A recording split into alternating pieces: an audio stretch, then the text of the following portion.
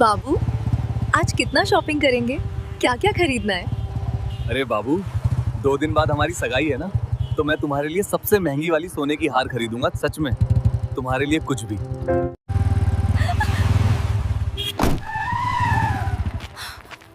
साले तू कैसे चला रहा था बाइक? दिमाग है या नहीं? और ये छोकरी कौन है? तुम मुझे नहीं जानता मैं कौन हूँ। आज मैं तुमको बताता हूँ।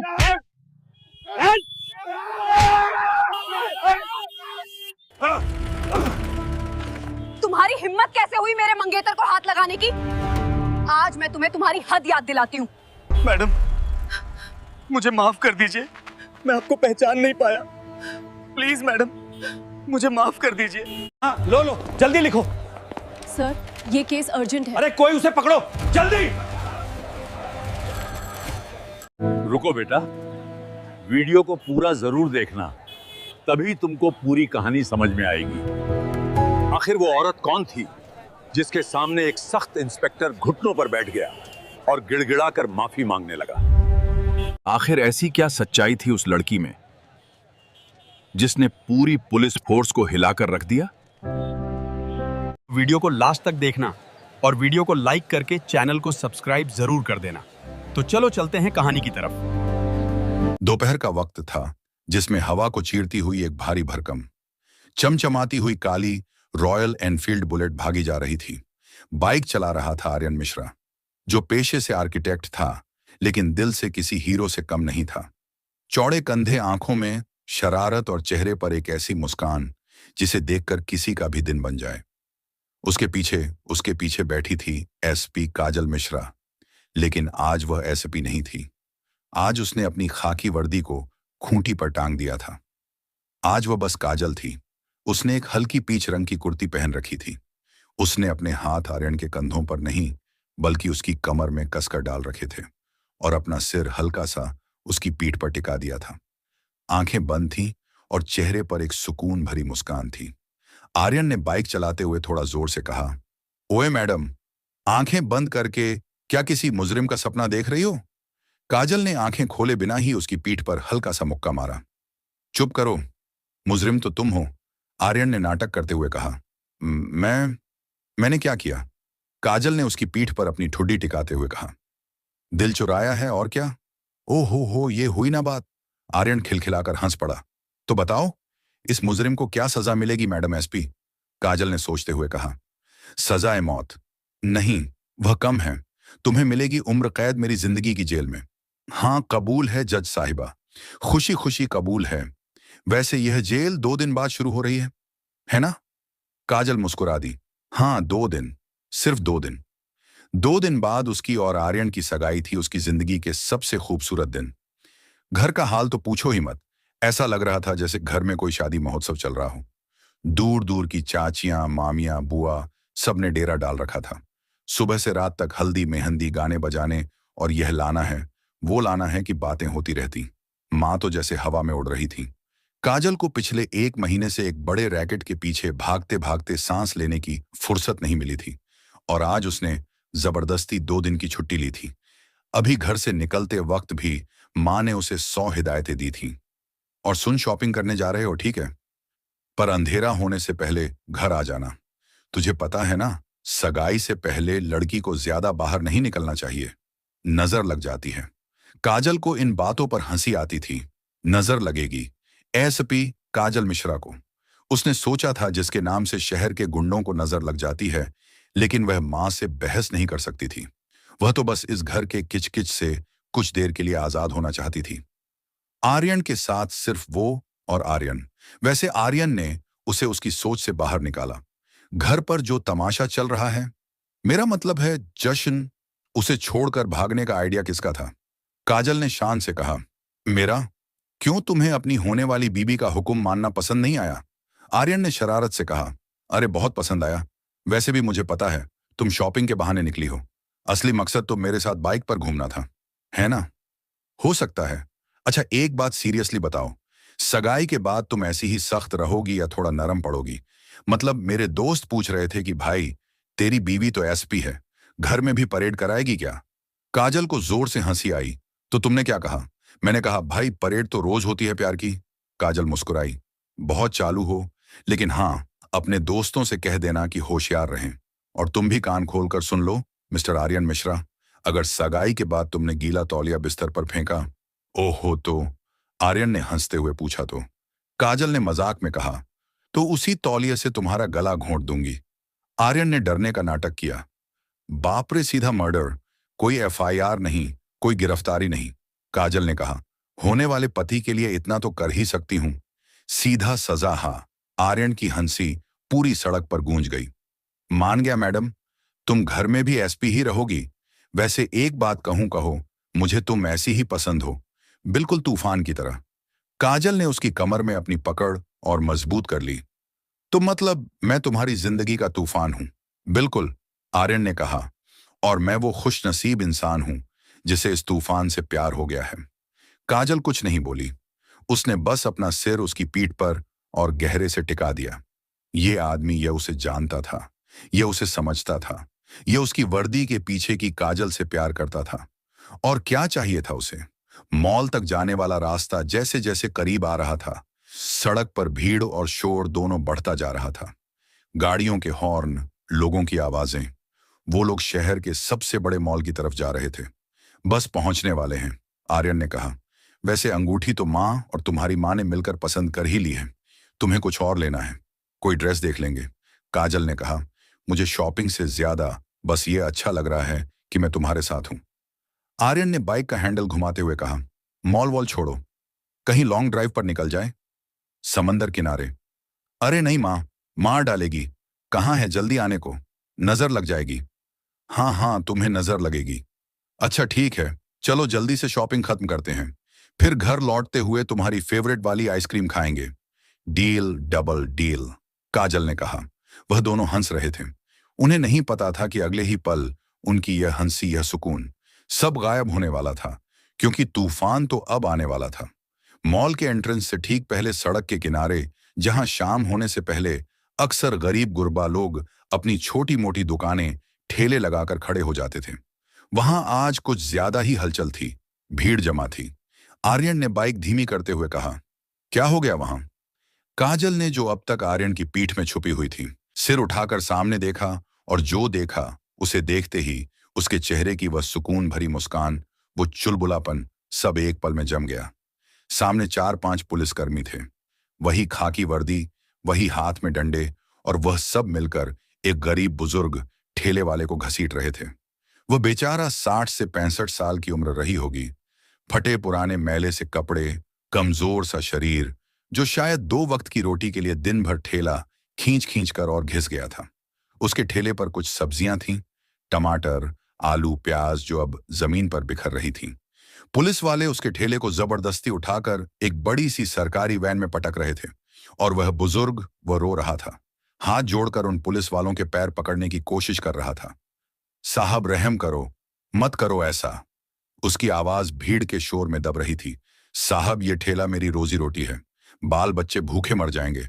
साहब मत लीजिए, 150 ले लीजिए साहब। आर्यन ने बुलेट को पूरी तरह रोक दिया। उसके मुंह से निकला, यार ये क्या बदतमीजी है, गरीब आदमी को ही सताना होता है बस। उसने काजल की तरफ देखा। काजल का चेहरा वह सख्त हो गया था। तभी बुलेट के ठीक आगे खड़े एक हवलदार ने, जो डंडा घुमा घुमाकर भीड़ को कंट्रोल करने का नाटक कर रहा था, आर्यन की बाइक को देखा।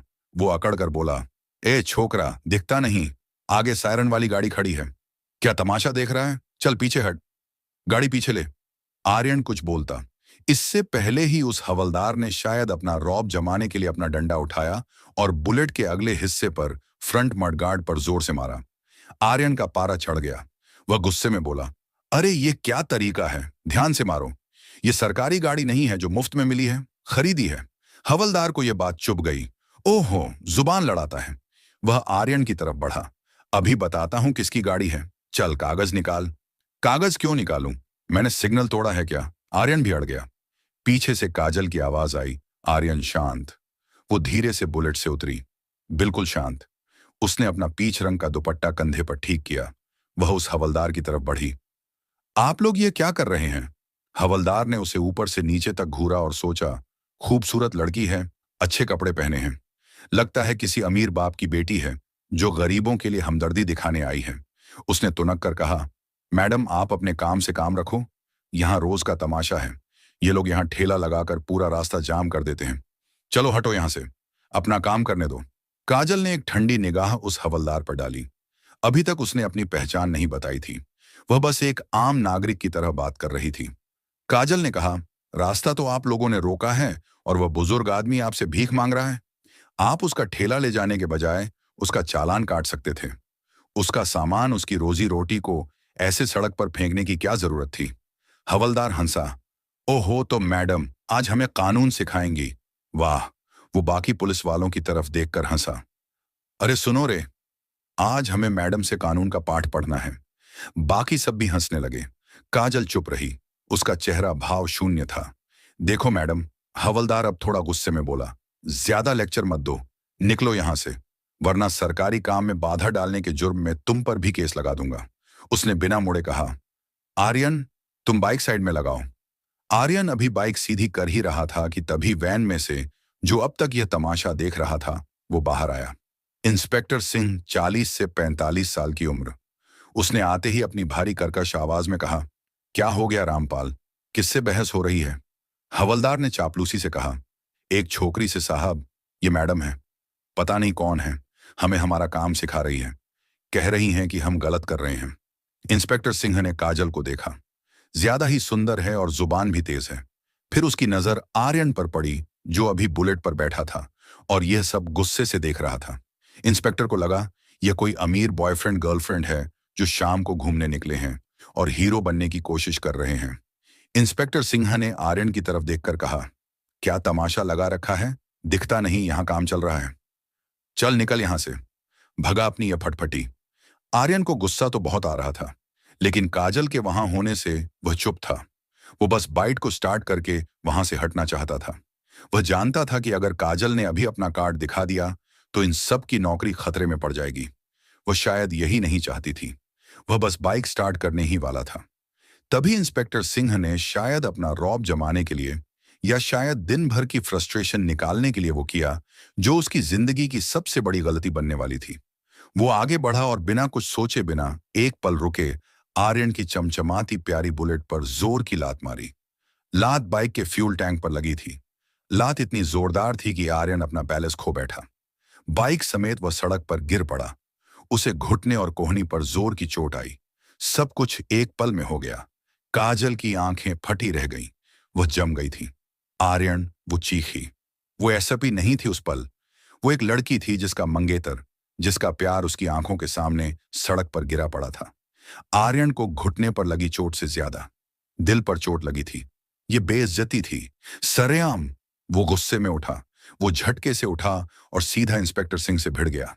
अबे तू, वो चीखा, तेरी हिम्मत कैसे हुई बाइक को लात मारने की? पागल हो गया है क्या? दिमाग खराब है तेरा? इंस्पेक्टर सिंह, जो शायद अपनी इस हरकत से खुद थोड़ा चौंक गया था, अब अपनी गलती मानने के बजाय और ज्यादा अकड़ गया। उसे लगा कि एक आम टपोरी लड़के ने उसकी वर्दी पर उस पर हाथ उठाने की कोशिश की है। वो गर्जा, साले मुझसे जुबान लड़ाता है, मुझे सिखाता है दिमाग खराब है। और इससे पहले कि आर्यन कुछ और कह पाता या काजल उन तक पहुंच पाती, इंस्पेक्टर सिंह ने आप देखा ना, ताव अपना भारी हाथ उठाया और आर्यन के गाल पर एक जोरदार कसकर थप्पड़ जड़ दिया। आवाज इतनी तेज थी कि सड़क पर जो थोड़ी बहुत गाड़ियां बची थीं वह भी रुक गई। सारे लोग जो अब तक दूर दूर खड़े थे अब एक घेरा बनाकर खड़े हो गए थे। सब तमाशा देख रहे थे।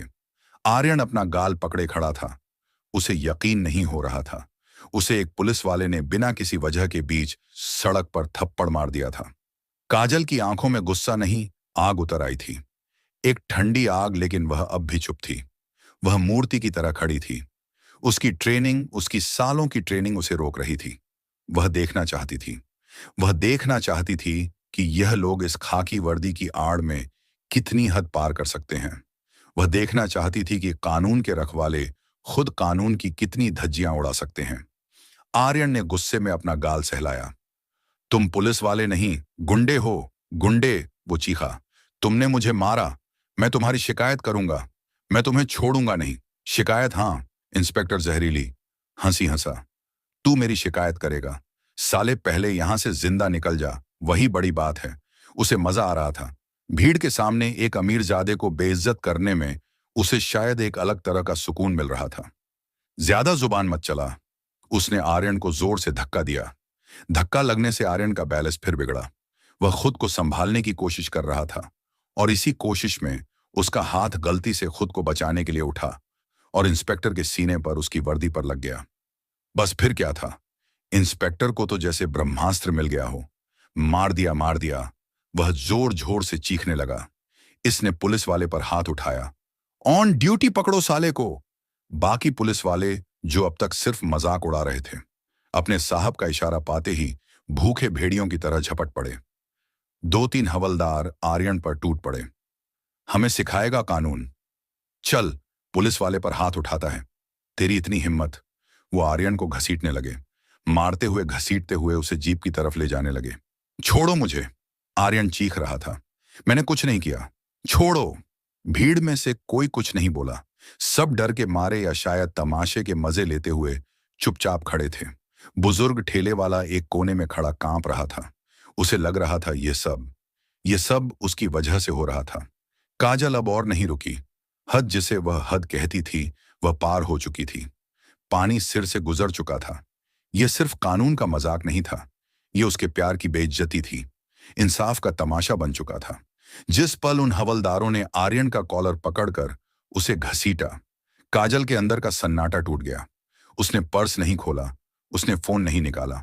उसने सिर्फ एक शब्द कहा, अपनी उसी ठंडी लेकिन किसी लेजर से भी ज्यादा पहनी आवाज में, रुको। वो चीखी नहीं थी, लेकिन उस एक शब्द में इतना दम था, इतनी अथॉरिटी थी कि जिन पुलिस वालों ने आर्यन को पकड़ रखा था, उनके हाथ एक पल के लिए, बस एक पल के लिए ढीले पड़ गए। वह सब रुक गए जैसे किसी ने स्टैच्यू बोल दिया हो। इंस्पेक्टर सिंह ने पलटा। वह अभी भी नशे में था, वर्दी के नशे में। क्या है वो गर्जा? अब तू भी जाएगी अंदर, अपने बॉयफ्रेंड के साथ हवालात की हवा खाएगी। यह उसकी आखिरी गलती थी। काजल धीरे धीरे कदम बढ़ाती हुई उनकी तरफ आई। भीड़ अपने आप हटती गई, जैसे किसी रानी के लिए रास्ता बन रहा हो। वो आकर ठीक इंस्पेक्टर सिंह के सामने खड़ी हो गई। उसकी आंखें वो सीधी इंस्पेक्टर की घमंड से भरी आंखों में देख रही थीं। इंस्पेक्टर जो अब तक रौब में था, एक पल के लिए, बस एक पल के लिए हिचकिचाया। इन आंखों में कुछ तो था। ये किसी आम लड़की की आंखें नहीं थीं। इनमें ना डर था ना आंसू। इनमें आग थी, एक ठंडी, सब कुछ जला देने वाली आग। काजल ने शांति से अपना हैंडबैग खोला। आर्यन, जो अब भी 2 हवलदारों की डीली पकड़ में था, हाँफ रहा था। काजल या लोग? काजल ने हाथ के इशारे से उसे चुप कराया। उसकी नजरें वह एक पल के लिए भी इंस्पेक्टर से नहीं हटी। उसने बैग से अपना छोटा सा लेदर का वॉलेट निकाला, उसे खोला और उसमें से अपना आईडी कार्ड निकालकर इंस्पेक्टर सिंह की आंखों के ठीक सामने कर दिया। कार्ड पर अशोक स्तंभ, वो 3 शेर सूरज की आखिरी रोशनी में चमक रहे थे और नीचे साफ साफ मोटे अक्षरों में लिखा था, एसपी काजल मिश्रा, क्राइम ब्रांच। 1 पल, 2 पल, 3 पल समय जैसे वहीं रुक गया। इंस्पेक्टर सिंह की आंखें पहले कार्ड पर गईं, एसपी क्राइम ब्रांच। फिर काजल के चेहरे पर गई। यह लड़की फिर वापस कार्ड पर गई, एसपी काजल मिश्रा। यह नाम उसने सुना था। डिपार्टमेंट में इस नाम की दहशत थी। वो लेडी सिंघम जो किसी की नहीं सुनती, वो ये पिंच कुर्ती वाली लड़की है। इंस्पेक्टर सिंह के चेहरे का रंग जैसे किसी ने होली खेलते खेलते उसके चेहरे से सारा रंग खींच लिया हो। सफेद, बिल्कुल सफेद पड़ गया। माथे पर जो अब तक घमंड से तना हुआ था, पसीने की बूंदें उभर आईं। जिस हवलदार ने बुलेट पर डंडा मारा था, उसके हाथ डंडा पकड़े पकड़े ही कांपने लगे। गए आज तो गए काम से। और जिन 2 हवलदारों ने आर्यन को पकड़ा था, उन्होंने आर्यन को ऐसे छोड़ा जैसे उन्होंने किसी मुजरिम को नहीं, बल्कि बिजली के नंगे तार को पकड़ लिया हो। वो डर के मारे 2 कदम पीछे हट गए। काजल ने अपना आईडी कार्ड धीरे से वापस अपने वॉलेट में रखा, वॉलेट को बंद किया, बैग में डाला और फिर उसने अपनी वही ठंडी, किसी रेजर से भी ज्यादा तेज आवाज में पूछा, अब बताओ इंस्पेक्टर, कानून किसे सिखाना है? इंस्पेक्टर सिंह वहीं ठिठक गया। वो कुछ बोलना चाहता था। मैडम, वो उसकी आवाज, उसकी वो भारी कर्कश आवाज अब किसी बकरी की तरह मिमिया रही थी। मैडम, वो तो हम बस ड्यूटी। काजल की आवाज में इस बार इतना ठंडापन था कि इंस्पेक्टर कांप गया। ये ड्यूटी है तुम्हारी। वो आगे बढ़ी, वर्दी पहनकर एक आम नागरिक पर हाथ उठाना। ये ड्यूटी है। उसकी बाइक को लात मारना, उसे थप्पड़ मारना, उसे सड़क पर घसीटना, ये तुम्हारी ड्यूटी है इंस्पेक्टर। नहीं मैडम, वो गलती हो गई मैडम। इंस्पेक्टर अब हाथ जोड़ने की कगार पर था। गलती? ये गलती नहीं है इंस्पेक्टर सिन्हा, ये घमंड है। ये इस वर्दी का नशा है जो तुम जैसे लोगों को चढ़ जाता है। वह उस बुजुर्ग ठेले वाले की तरफ मुड़ी जो अब भी एक कोने में खड़ा कांप रहा था। इस आदमी की, इस गरीब की रोजी रोटी छीनकर तुम्हें क्या मिला? कौन सा मेडल मिलने वाला था? इंस्पेक्टर ने हकलाते हुए कहा, मैडम वो ऊपर से ऑर्डर था, अतिक्रमण हटाने का ऑन ऑर्डर। काजल, अब लगभग चीख ही अतिक्रमण हटाने का ऑन ऑर्डर था या इंसानियत हटाने का? ऑन ऑर्डर था कि बाइक पर लात मारो। ऑन ऑर्डर था कि एक बेगुनाह लड़के को जो बस तुमसे सवाल पूछ रहा था उसे थप्पड़ मारो। ऑन ऑर्डर था कि उसे पुलिस पर हाथ उठाने के झूठे केस में फंसा दो। इंस्पेक्टर चुप, उसकी जुबान तालू से चिपक गई थी। काजल ने उसकी आंखों में आंखें डालकर कहा, तुमने आज ना सिर्फ इस यूनिफॉर्म की बेइज्जती की है, बल्कि तुमने इंसानियत की भी बेइज्जती की है, और तुम जैसे लोग इस वर्दी के लायक नहीं हैं। इंस्पेक्टर के पैरों तले जमीन खिसक गई। मैडम, बच्चे हैं मेरे, घर परिवार है। मैडम माफ कर दीजिए, गलती हो गई मैडम। माफी? काजल ने कहा, माफी उस बुजुर्ग से मांगो जिसका ठेला तुमने तोड़ा, माफी इस लड़के से मांगो जिस पर तुमने हाथ उठाया, और माफी उस वर्दी से मांगो जिसे पहनने के तुम काबिल नहीं हो। लेकिन मैडम, बस काजल ने हाथ उठाया। उसने अपना फोन निकाला, नंबर डायल किया। कंट्रोल रूम, एसपी काजल मिश्रा बोल रही हूं। उसकी आवाज में वह अधिकार था जो सड़कों पर नहीं, बड़े बड़े दफ्तरों में गूंजता है। फोन पर दूसरी तरफ से घबराई हुई, कांपती हुई आवाज आई, यस मैडम, सिटी मॉल चौराहा। अभी इसी वक्त यहां का इंचार्ज कौन है? इंस्पेक्टर सिंह। उसने इंस्पेक्टर का नेम टैग पढ़ा। इंस्पेक्टर हिम्मत सिंह, नोट डाउन करो। इंस्पेक्टर हिम्मत सिंह और यह हवलदार। उसने रामपाल की तरफ देखा। रामपाल और यह बाकी के दो, इन चारों को तत्काल प्रभाव से सस्पेंड किया जाता है। मैडम, इंस्पेक्टर वहीं जमीन पर बैठ गया। मेरी बात पूरी नहीं हुई है। कंट्रोल रूम, काजल ने फोन पर कहा, इन चारों के खिलाफ पब्लिक में गुंडागर्दी करने, एक आम नागरिक पर हमला करने और वर्दी का गलत इस्तेमाल करने की विभागीय जांच भी अभी से शुरू करो। मैं खुद इसकी रिपोर्ट फाइल करूंगी। और हां, यहां एक सीनियर ऑफिसर को भेजो तुरंत, और एक एम्बुलेंस उस बुजुर्ग आदमी के लिए। उसने फोन काट दिया। बाकी पुलिस वाले, वह तो जैसे पत्थर के बन गए थे। भीड़ जो अब तक चुपचाप तमाशा देख रही थी। बुजुर्ग ठेले वाला, जिसकी सब्जियां अब भी जमीन पर बिखरी पड़ी थीं, धीरे धीरे कांपते हुए काजल के पास आया। उसकी आंखों से आंसू बह रहे थे, लेकिन इस बार ये डर या दुख के नहीं थे, ये राहत के आंसू थे। उसने अपने कांपते हाथ जोड़े। बेटी, भगवान तुझे हमेशा खुश रखे। आज तूने मेरी इज्जत बचा ली, मेरी रोजी बचा ली। भगवान तुझे। काजल ने उसके हाथ पकड़ लिए। बाबा, माफी मत मांगिए। उसकी आवाज, वह सख्त आवाज, अब नरम पड़ गई थी। ये मेरा फर्ज था, आप चिंता मत कीजिए। आपके ठेले का जो नुकसान हुआ है। नहीं बेटी नहीं, बुजुर्ग ने कहा, आज तूने जो दिया है वह इन पैसों से, इस ठेले से बहुत बड़ा है। भगवान तुझे सलामत रखे। काजल मुस्कुराई। आर्यन अपनी बाइक उठा रहा था। बाइक पर कई खरोंचे आ गई थी। वो काजल के पास आया, हल्की मुस्कान के साथ अपना गाल सहलाते हुए बोला, हम तो शॉपिंग करने जा रहे थे। काजल उसे देखकर हंस पड़ी। वो अपने आंसू रोक रही थी। उसने आर्यन के गाल को छुआ। लगी तो नहीं ज्यादा। आर्यन ने कहा, लगी तो है, पर अब अच्छा लग रहा है। वो हंसा। वैसे एक बात तो है, लगता है मेरी मंगेतर सिर्फ खूबसूरत नहीं बल्कि तूफान भी है। काजल ने उसके गले लग गई। सड़क के बीचों बीच इस सारे शोर तमाशे और अब आते हुए सायरन की आवाज के बीच उसे वहां दुनिया का सबसे बड़ा सुकून मिल रहा था। उसने धीरे से कहा, और तू वो सुकून है जो इस तूफान के बाद मिलता है। दोनों ने एक दूसरे की तरफ देखा। कुछ देर पहले जो मुस्कान गायब हो गई थी, वह अब धीरे धीरे लौट आई थी। तो दोस्तों, आज के लिए इतनी ही। तो कैसी लगी आपको ये कहानी? तो दोस्तों, इस वीडियो से आपको क्या सीखने को मिला? अपनी राय कमेंट सेक्शन में जरूर दें। यार, तुम लोग चैनल को सब्सक्राइब ही नहीं करते हो। जाओ जाओ, चैनल को सब्सक्राइब करते हुए जाओ। और अगर वीडियो अच्छी लगी हो तो वीडियो को एक लाइक करके और हमारे चैनल को सब्सक्राइब जरूर कर देना। तो दोस्तों, चलिए मिलते हैं एक नई कहानी के साथ।